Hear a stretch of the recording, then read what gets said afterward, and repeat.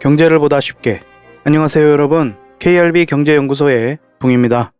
오늘은 저번 영상에서 말씀드린 대로 크리스토퍼 월러 연준 이사의 연설과 관련하여 앞으로 미 연준이 진행하게 될 양적 긴축의 방법인 리버스 오퍼레이션 트위스트에 대하여 알아보도록 하겠습니다. 변화되는 정책이 앞으로 우리의 삶과 자산 가치에 영향을 미치는 일이기에 알아보는 것입니다. 아무쪼록 시청하시는 여러분께 여러가지 도움이 되었으면 합니다.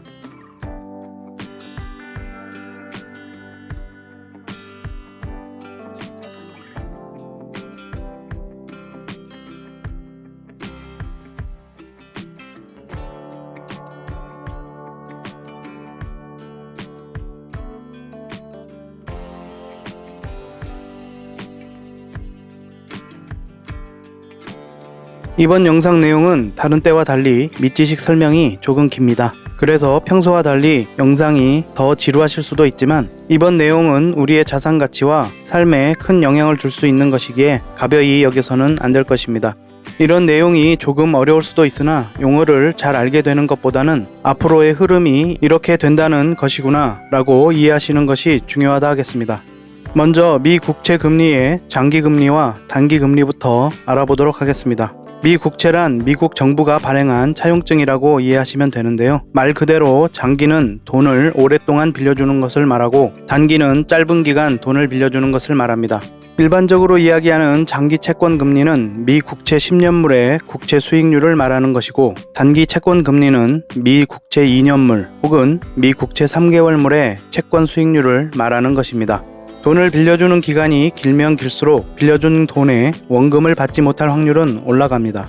미 국채는 대체로 원금을 돌려받지 못할 위험이 낮다고 보지만 돈을 빌려주는 기간이 길면 길수록 원금을 회수할 수 없는 상황이 올 수 있다고 여기는 것은 당연한 일이겠습니다. 그래서 그 위험한 확률을 이자로 계산하여 주는 것입니다. 돈을 빌려주는 기간이 길어지면 돈을 빌려간 대상에게도 또 돈을 빌려주는 자신에게도 어떤 일이 벌어질지 알 수 없기 때문이죠. 그렇기에 장기가 단기보다 이자가 높은 것이고 어떤 특수한 상황이 발생하지 않는 상황에서는 장기 채권 수익률이 단기 채권 수익률보다 높은 것이 정상입니다.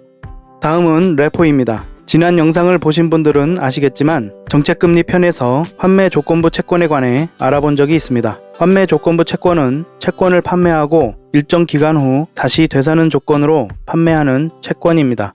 레포 거래라는 것은 자금이 필요한 금융기관이 보유한 미 국채를 담보로 아주 짧은 기간 동안 자금을 빌리는 거래를 말합니다. 미국 국채 레포 시장에서 미국 국채를 보유한 금융기관들은 이 국채를 담보로 낮은 금리에 1일, 7일, 15일, 30일 등 단기 자금을 융통할 수 있습니다. 미 연준에 채권을 맡기고 돈을 빌릴 수도 있고 금융기관들끼리 빌릴 수도 있습니다. 레포 거래에 대한 자세한 내용은 따로 레포 거래를 알아보면서 깊이 알아보기로 하고 오늘은 개념만 이해하고 넘어가시는 것으로 하겠습니다.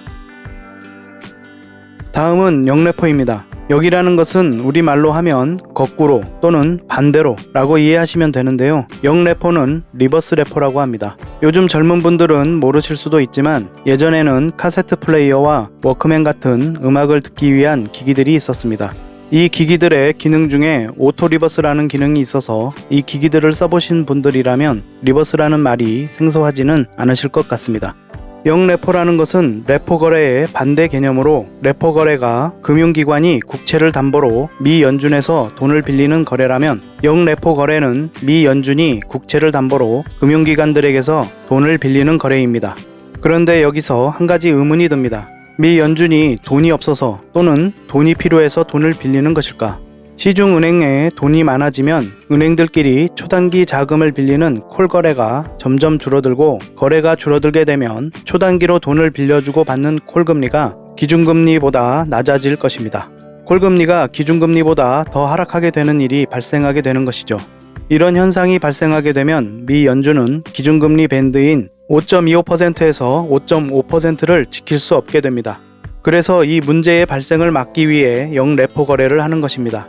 금융기관들은 돈이 많을 때 미 연준에 돈을 빌려주고 이자를 받습니다. 미 연준이 영레포 금리를 올려서 시중에 막대한 현금 유동성을 낮추는 것을 유사 양적 긴축이라고 보는 시각도 있습니다. 그러나 영레포 자금이 증가하는 것은 연준이 시중의 유동성을 흡수했다기보다는 시중에 유동성이 넘쳐서 금융기관들이 마땅히 대출해줄 곳이 없는 상황에서 자금을 놀리고 있을 수는 없으니 영레포에 돈을 맡겨두고 이자를 받는 것이라고 해석할 수도 있겠습니다. 결과적으로 은행의 자금이 연준으로 흡수된 것이기에 유동성 감소가 된 것은 맞습니다. 만약 영레포 자금이 줄어든다면 그것은 시중의 유동성이 증가한다는 것이고 영레포 금리보다 더 높은 수익률을 주는 곳으로 자금이 이동했다고 보아야 할 것입니다.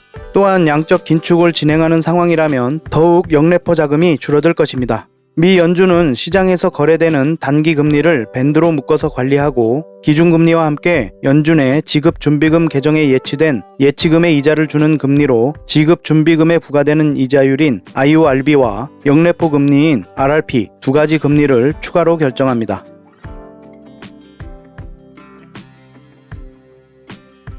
다음은 양적 긴축인데요. 양적 긴축은 양적 완화와 함께 알아본 적이 있었죠. 양적 긴축은 양적 완화로 매입된 국채, MBS 등 모기지 채권의 만기가 도래했을 때 재투자하지 않거나 보유한 채권을 판매해서 시중의 유동성을 거둬들이는 것을 말합니다. 양적 긴축에 두 가지 진행 방식이 있는데요. 만기가 도래한 채권만을 매각하는 것을 소극적 양적 긴축이라고 하고 만기가 도래하지 않은 채권까지도 매각하는 것을 적극적 양적 긴축이라고 합니다. 현재 미 연준이 진행하고 있는 양적 긴축은 만기가 도래한 채권만을 매각하는 방식으로 소극적 양적 긴축이라고 할 수 있고 기간이 짧은 단기 채권 위주로 진행되는 중입니다.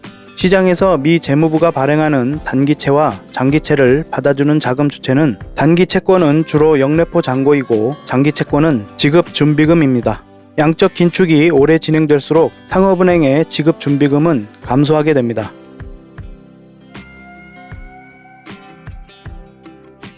다음은 오퍼레이션 트위스트입니다. 일명 채권 수익률 곡선 평탄화 작업이라고도 하는 오퍼레이션 트위스트는 각국의 중앙은행이나 중앙은행의 역할을 하는 기구가 채권 시장에 직접 개입하여 시중 금리를 조작하는 수단을 말하는 것입니다. 미 연준을 예로 들면 미 연준이 보유하고 있는 단기 채권을 팔고 장기 채권을 사들여서 채권의 시중 금리를 조작하는 것입니다. 이해를 돕기 위해 그려둔 그래프를 보시면 더 쉽게 이해하실 수 있을 텐데요. 단기 채권을 팔게 되면 시장에 단기 채권이 많아지게 되므로 단기 채권의 가격은 내려가고 가격이 내려가니까 이자를 더 줘야 단기 채권을 살 것입니다. 따라서 단기 채권의 수익률, 즉 단기 채권 금리는 오르게 되겠죠. 이와 동시에 장기 채권을 사들이면 장기 채권의 가격은 올라가고 시장에 장기 채권이 줄어들게 되므로 장기 채권의 인기가 올라가서 수익률 금리는 내리게 되는 것입니다. 오퍼레이션 트위스트는 이렇게 해서 채권 금리를 조작하는 시장 개입입니다.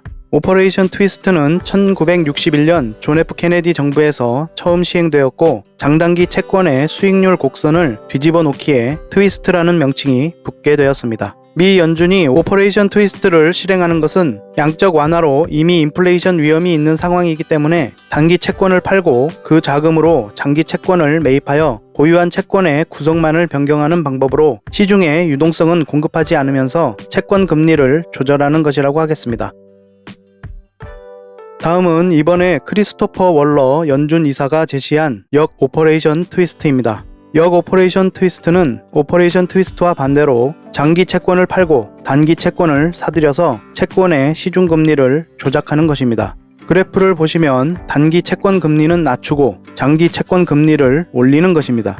오퍼레이션 트위스트와 역 오퍼레이션 트위스트 모두 시중에 유동성을 공급하지 않아서 인플레이션 압력을 주지 않으면서 미 연준이 보유한 채권의 구성을 바꿀 수 있고 대차 대조표의 변화 없이 시중 채권 금리를 조작할 수 있는 수단입니다. 자, 그렇다면 오퍼레이션 트위스트는 YCC, 즉 일드 커브 컨트롤과 차이점이 무엇일까요? 그래프를 보시면 더 직관적으로 이해가 되실 텐데요. 일드 커브 컨트롤, 즉 수익률 곡선 통제는 중앙은행이 목표로 하는 금리 상한선을 정해두고 그 금리 상한선을 넘지 못하게 통제하는 것으로 오퍼레이션 트위스트는 화폐를 발행하지 않아 인플레이션 압력을 주지 않는 반면 일드 커브 컨트롤은 중앙은행이 화폐를 발행해서 장기 채권을 매입하는 행위이기 때문에 경기 회복과 함께 물가 상승이 발생할 수 있다는 차이가 있습니다.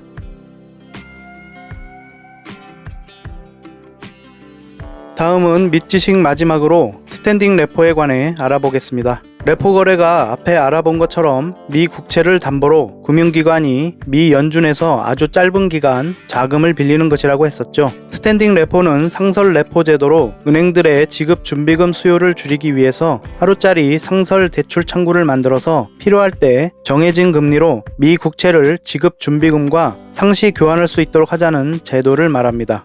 세인트루이스 연방준비은행의 데이비드 알도 파토와 제인 이리그 연구원이 2019년 3월에 제안하였고 2021년 7월에 도입되었습니다. 스탠딩 레포는 금융기관이 필요할 때 언제든지 연준에게서 자금을 빌릴 수 있는 수단으로 금융기관 유동성 부족에 따른 시장의 혼란을 방지하려는 목적으로 도입된 것입니다. 거래 금액은 최대 1조 달러이고 스탠딩 레포 거래 금리는 연방 기금 금리인 FFR 목표치의 상단을 약간 웃도는 수준으로 정해집니다. 여기까지 밑지식을 알아보았습니다.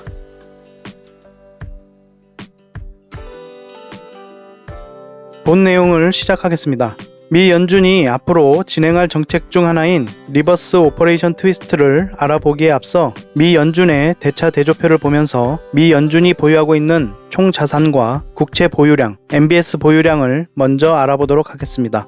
연준의 4월 가장 최근 대차 대조표상 총 자산은 7조 4천억 달러이며 이 중 미 국채를 4조 5천억 달러를 보유하고 있고 모기지 유동화 증권인 MBS를 약 2조 3천억 달러를 보유하고 있습니다. 총 자산 7조 4천억 달러 중 대부분이 미 국채와 MBS인 것을 알 수 있겠습니다. 다음 대차 대조표 중 파란색 밑줄 친 부분이 리버스 리퍼체스 어그리먼트로 역레포 잔고를 말하며 빨간색 상자는 유동성 회수로 가장 최근까지 시장에서 유통되는 돈을 얼마나 회수했는지를 나타내는 부분입니다. 노란색 상자는 TGA, 재무부 일반 계정으로 쉽게 이야기하면 정부의 생활비 통장이라고 생각하시면 됩니다. 공무원들 급여도 주고 필요한 물품도 사고 하는 그런 통장입니다. 녹색의 상자는 미 연준의 금융기관들이 지급 준비율에 따라 예치해둔 예치금입니다. 역레포 잔고는 약 7,900억 달러가 있고 TGA 계정에는 7천억 달러, 지급 준비금 잔액은 3조 5,800억 달러가 있음을 알 수 있습니다. 다음은 미 연준이 보유하고 있는 미 국채의 구성이 어떻게 되어 있는지 알 수 있는 국채 보유 현황입니다. 빨간색 상자 부분이 미 국채 보유 현황이고 파란색 상자는 만기가 1년에서 5년 사이인 미 국채로 1조 5,200억 달러, 주황색 상자 부분은 만기가 5년에서 10년 사이인 미 국채로 7천억 달러, 녹색 상자 부분은 만기 10년 이상인 장기 미 국채로 1조 5,080억 달러를 보유하고 있습니다. 총 미 국채 4조 5천억 달러 중 아주 짧은 단기 채권의 비중은 적고 장기 채권의 비중이 많은 것을 알 수 있습니다. 다음은 미 연준의 국채 보유량 변화를 나타내는 그래프입니다. 미 연준의 총 채권 보유량 변화를 보면 양적 긴축으로 총 채권 보유가 줄어드는 것을 볼 수 있습니다. 그런데 한 가지 이상한 점이 눈에 보입니다. 다른 채권들의 보유량은 양적 긴축에 따라 줄어들고 있는데 10년물 장기 채권은 오히려 늘어나고 있습니다. 미 연준이 장기 채권을 매수하고 있는 것이죠. 중단기 채권과 중기 채권은 매각하고 있으면서 장기 채권은 매수하고 있다는 것인데 이것은 시중에 단기 채권이 매각되면서 단기 채권 수익률을 올릴 것이고 장기 채권은 매입하면서 장기 채권 수익률을 내리는 영향을 줄 것입니다. 이것이 무슨 뜻인가 하면 미 연준이 단기 채권은 팔고 장기 채권은 사들이는 이 상황으로 미루어 보아 장단기 채권 금리 역전 현상은 다분히 미 연준의 의도라고 보는 것이 합리적이라는 뜻입니다. 은행들은 단기로 자금을 조달하여 즉 짧은 기간을 돈을 빌려서 장기로 대출해 줌으로써 수익을 만들어내는 구조로 되어 있습니다. 예를 들면 1.5%의 자금을 빌려서 이것은 예금 이자를 1.5% 준다는 뜻입니다. 5%의 대출을 해주는 구조로 이 차익으로 수익을 만들어내는 것이죠. 만약 단기 자금 조달 금리가 높아지면 은행들은 대출해 주었을 때 손해가 나는 상황이 됩니다. 그렇게 되면 은행들은 차츰 대출을 줄여나갈 것이고 은행들이 대출해주지 않으므로 시중의 유동성은 줄어들게 되겠죠. 즉 장단기 금리가 역전되면 은행들은 대출을 줄여나갈 수밖에 없는 것입니다. 이런 합리적 의심에 따라 연준의 의도된 장단기 금리 역전의 목적이 인플레이션 억제에 있다는 것을 유추해 볼 수 있겠습니다.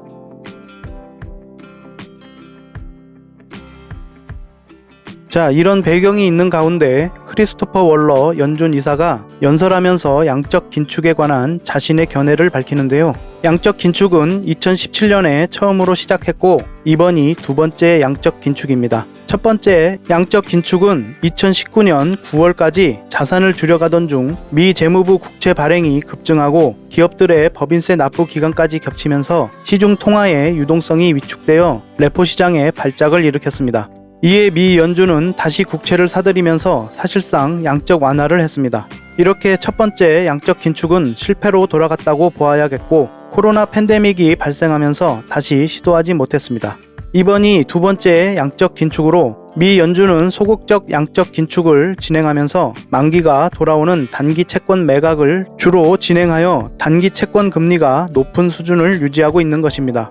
미 연준이 과거의 대차 대조표 축소의 영향을 제대로 파악하지 못하여 양적 긴축이 실패한 사례를 반복하지 않기 위해 우발적인 지급 준비금 부족에 빠지지 않도록 완충 장치가 마련된 상황에서 양적 긴축을 멈출 것이라고 하고 있습니다. 크리스토퍼 월러 연준 이사는 양적 긴축이 좀 더 지속되기를 바라고 있는데 지금과 같은 양적 긴축을 지속하는 것은 몇 가지 문제가 있습니다. 지금과 같은 양적 긴축이 계속되면 단기 채권 금리를 계속 높은 수준으로 유지해 영레포 잔고가 계속 줄어들게 됩니다. 이와 함께 자산의 가격 거품이 발생하고 인플레이션 재발이 우려되는 것입니다. 또 한 가지는 방금 보았던 그래프에서 보여주듯 미 국채 보유량이 급격하게 늘어난 시기는 2020년으로 이때 미국의 기준금리는 0에서 0.25% 밴드였고 미 국채 10년물의 수익률은 0.6% 정도였을 때입니다. 연준이 얻는 채권 수익률은 매우 낮지만 현재 은행들의 지급 준비금에 지출되는 이자는 IORB 5.4%이고 영레포 금리도 5.3%입니다. 미 연준의 이자 비용이 많이 발생하는 상황이 된 것입니다. 크리스토퍼 월러 이사는 이런 문제점에 따라 다른 방식의 양적 긴축을 제시합니다. 영레포 자금이 지급 준비금으로 이동하면서 미 연준의 순유동성이 증가하였고 이는 주가 상승 등 자산 시장의 상승으로 연결이 됩니다. 미 연준은 금융위기 때 부동산 시장을 살리기 위해 MBS를 매입했고 10년이 넘는 장기 주택저당 증권은 미 연준의 부담입니다. 크리스토퍼 월러 이사는 양적 완화와 양적 긴축은 대칭이 아닌 비대칭 관계에 있다고 하면서 다른 방식의 양적 긴축인 단기 채권을 팔고 장기 채권을 사들이는 시장 개입, 즉 역 오퍼레이션 트위스트를 제시하고 있습니다. 미 연준의 양적 긴축 목표 규모를 살펴보면 매달 총 950억 달러 규모의 목표를 가지고 있는데 국채 600억 달러, MBS 350억 달러입니다. 24년 2월까지 국채 1조 1,600억 달러, MBS 3천억 달러가 감소되었습니다. MBS는 아까 이야기한 것처럼 저금리 시기에 매입한 MBS이기 때문에 매각 속도가 매우 느리며 대차 대조표상 150억 달러에 못 미치는 규모의 매각이 진행되고 있는 상황입니다. 미 연준이 보유한 MBS 중 만기가 10년 이상 남은 MBS의 비율이 압도적으로 많습니다. 그런데 만약 장기 채권을 매각하고 단기 채권을 매입하는 리버스 오퍼레이션 트위스트를 실행하게 되면 문제가 발생하게 되는데요. 바로 지금 진행되고 있는 장단기 금리 역전이 해소되게 됩니다. 이는 시중 유동성 공급을 다시 일으키고 재발하게 할 것입니다. 미 연준은 시중 물가 상승을 통제할 방법의 하나를 잃어버리게 되겠죠. 크리스토퍼 월러 이사는 이 문제를 지적하면서 장기 MBS 채권을 매각하고 그 자금으로 단기 채권을 매입하는 MBS 매각 방식의 리버스 오퍼레이션 트위스트를 제시한 것입니다. 자, 그럼 MBS 매각 방식의 리버스 오퍼레이션 트위스트를 실행하게 될 때 예상되는 상황을 살펴보겠습니다.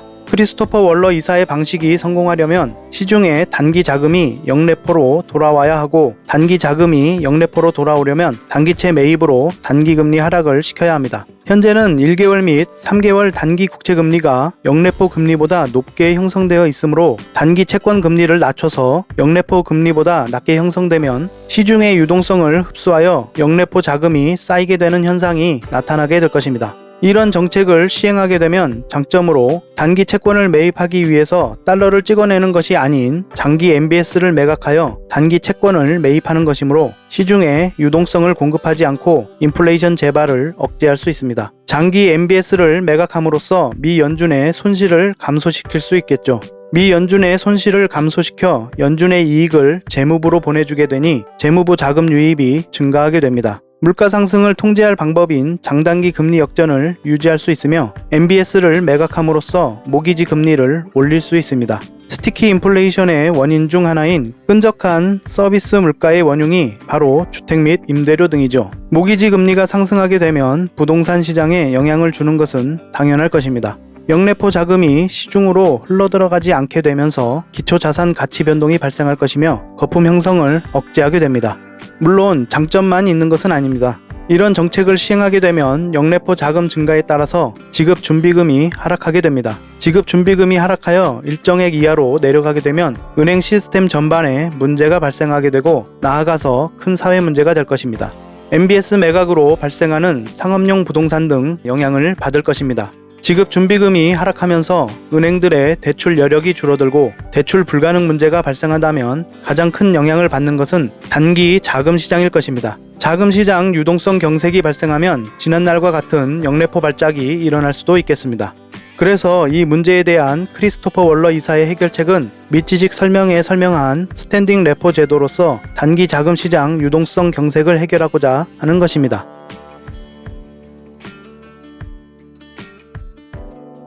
마지막으로 MBS 매각 방식의 리버스 오퍼레이션 트위스트 제안을 정리하면 미 연준은 양적 긴축을 좀 더 지속해야 한다. 장기 MBS 매각으로 단기 채권을 매입하고 장단기 금리 역전을 유지하면서 인플레이션 재발을 억제하고 자산 거품을 억제한다. 영래포 자금의 상승, 지급 준비금 하락으로 발생하는 단기 유동성 시장 경색은 상설 레포 제도를 이용해서 해결하면 된다. 이렇게 정리할 수 있겠습니다. 미 연준의 양적 긴축은 이번이 두 번째 시행으로 중앙은행으로서는 충분한 양적 긴축에 대한 데이터가 없는 상황입니다. 스탠딩 레포 제도 역시 이론적으로는 효과가 있다는 연구가 있을 뿐 실제 효과는 미지수인 것이죠. 앞으로 시행하게 될 미 연준의 MBS 매각 방식의 리버스 오퍼레이션 트위스트 또한 예상치 못한 변수가 존재할 수 있으므로 실제로 진행되어 보아야만 그 문제점이 드러날 것입니다. 변형된 양적 긴축의 시도로 기초자산 가치에 변동이 있을 수 있으므로 이에 대해 알고 계시면 좋을 것 같아서 영상을 제작하게 되었습니다. 오늘은 앞으로 미 연준에서 진행하게 될 양적 긴축의 변형된 방법인 MBS 매각을 통한 리버스 오퍼레이션 트위스트에 대해 살펴보았습니다. 영상 끝까지 시청해 주셔서 고맙습니다. 여러분이 시청해 주시고 주변에도 널리 알려주셔서 영상을 많은 분이 함께 보실 수 있도록 해주시면 영상 제작에 아주 큰 힘이 될 것 같습니다. 여기까지 KRB 경제연구소의 붕이었습니다. 고맙습니다.